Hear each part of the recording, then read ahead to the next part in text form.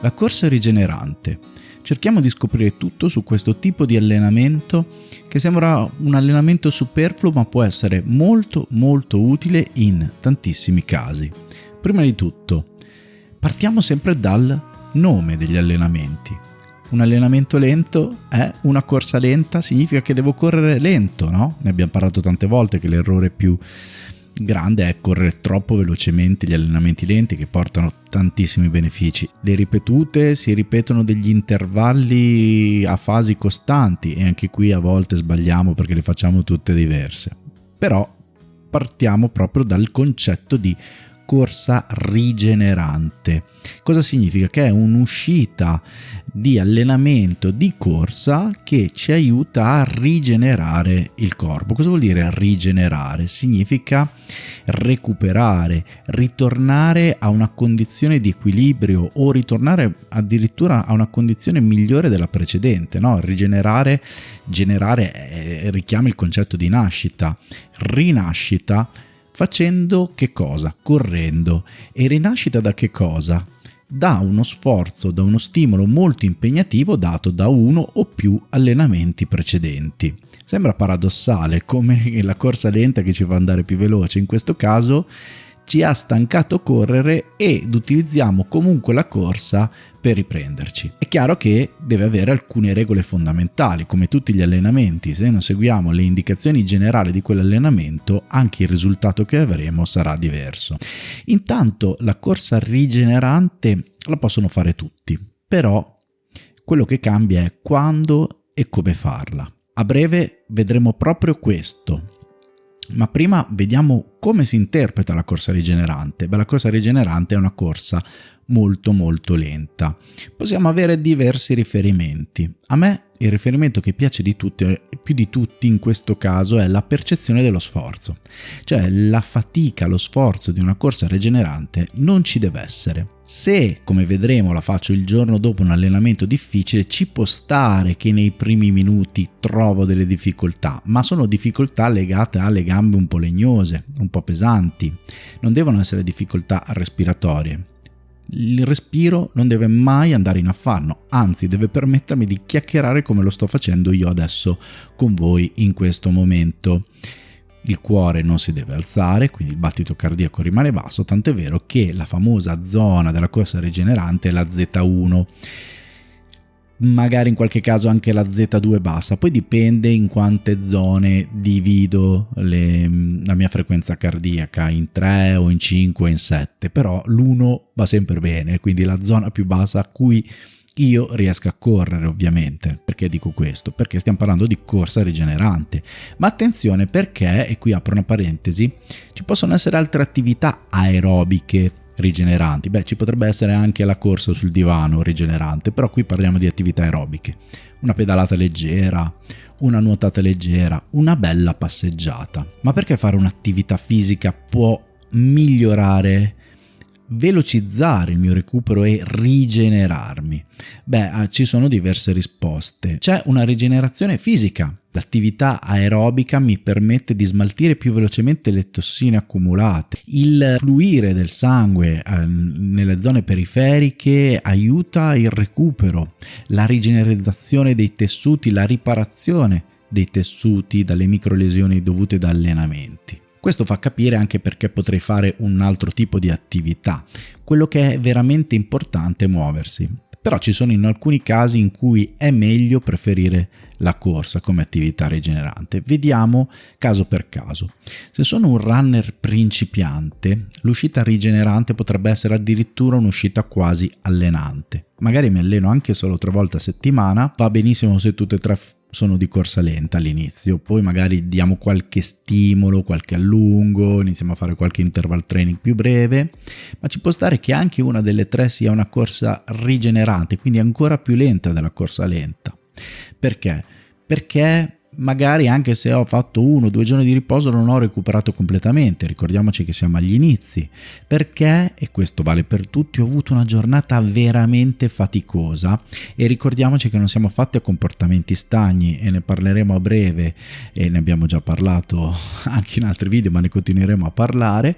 E quindi tutta la stanchezza che mi porto dal lavoro, ad esempio, che può essere anche un lavoro mentale ma che incide tantissimo sulla stanchezza, ricordiamoci appunto che testa e gambe non sono scollegate ma è un unico sistema.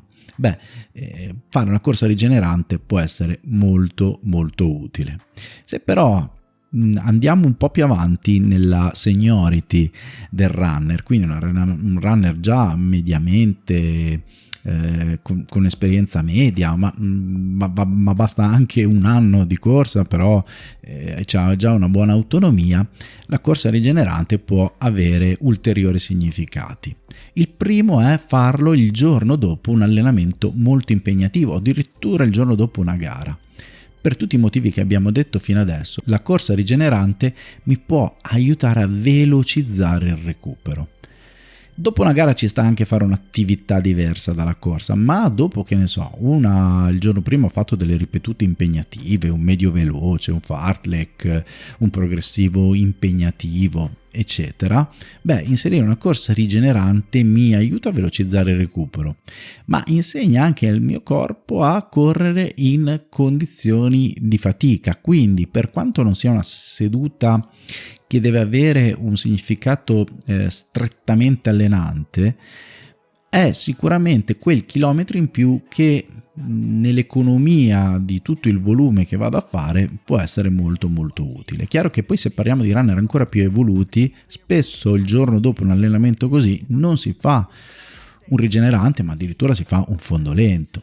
In alcuni casi a volte si fa anche un altro allenamento impegnativo, un po' meno impegnativo, ma se si cercano alcuni stimoli, ma questo è un altro discorso. La corsa rigenerante poi può essere quel tipo di allenamento da inserire quando io vado a aumentare le mie sedute. Voglio passare da 3 a 4, da 4 a 5 allenamenti a settimanali. Un trucco è non aumentare il volume totale, ma distribuire i chilometri che faccio più o meno, o il tempo di corsa, qui non è che dobbiamo spaccare il secondo ovviamente, in più sedute, e inserire quindi non è che li divido esattamente tutti uguali ovviamente come volumi, e quindi facendolo come? Inserendo una seduta rigenerante, che poi nel tempo, dopo qualche settimana, potrà diventare, qui dipende, ripeto, dall'esperienza, dall'obiettivo, da quello che sto preparando, dalle mie capacità di recupero, potrebbe diventare anche qualcosa di più intenso, come un fondo lento che rimane comunque a bassa intensità. Queste sono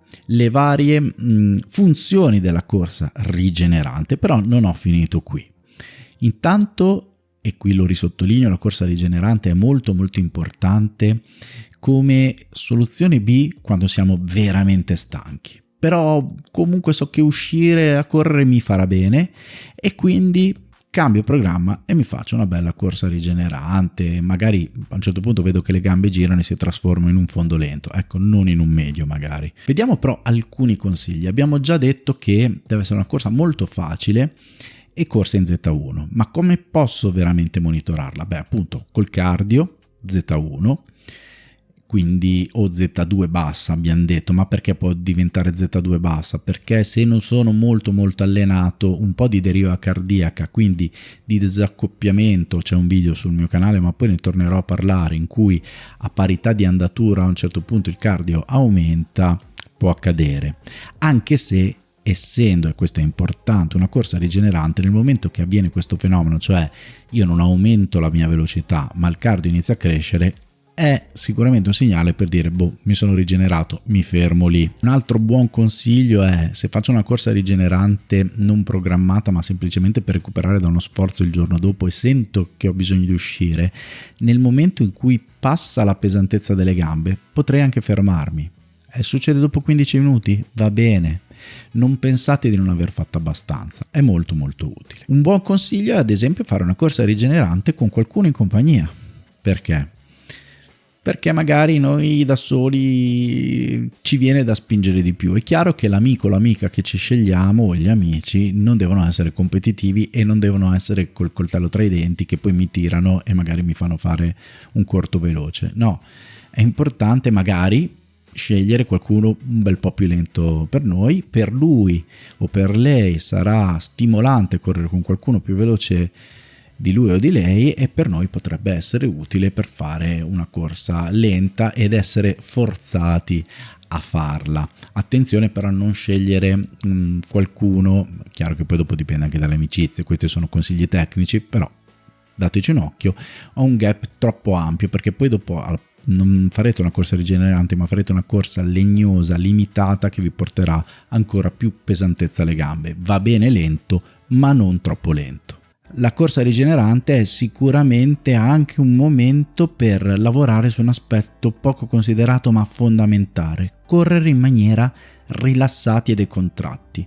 Quando siamo impegnati a fare certi tipi di lavori, difficilmente con la testa ragioniamo anche: ho le spalle sciolte, ho le braccia non rigide, non sto serrando la mandibola, ho una corsa fluida. Nella corsa rigenerante, anche se non spingo, quindi poi dopo c'è il rischio di avere una corsa un po' con oscillazione verticale alta, ma lì io devo trovare veramente l'equilibrio nel ritmo giusto. È quella corsa che soprattutto nelle prime fasi mi devo concentrare sull'essere rilassati. Poi se trovo il flow, se trovo il giusto ritmo che riesco a mantenere costante, se vado in armonia con me stesso e con tutto quello che c'è attorno, la rilassatezza muscolare verrà da sé. Potete utilizzare anche una musica non rock, ma che abbia battiti al minuto molto bassi, che vi aiuti a cadenzare in maniera dolce questo tipo di corsa. Può starci in una settimana che ho un'agenda molto piena da altre cose, togliere il rigenerante dalla programmazione, però diamogli dignità come tipo di allenamento, di uscita. Ha, come abbiamo visto, diversi significati. Non cambierà la vita, ma sicuramente è uno di quegli aspetti che vi potrà portare molte soddisfazioni. Ve l'ho accennata prima, poi la deriva cardiaca. Se volete approfondire bene con un video un po' tecnico, ma secondo me molto utile a qualsiasi livello voi siate per analizzare i vostri allenamenti, vi consiglio di guardare questo video qua.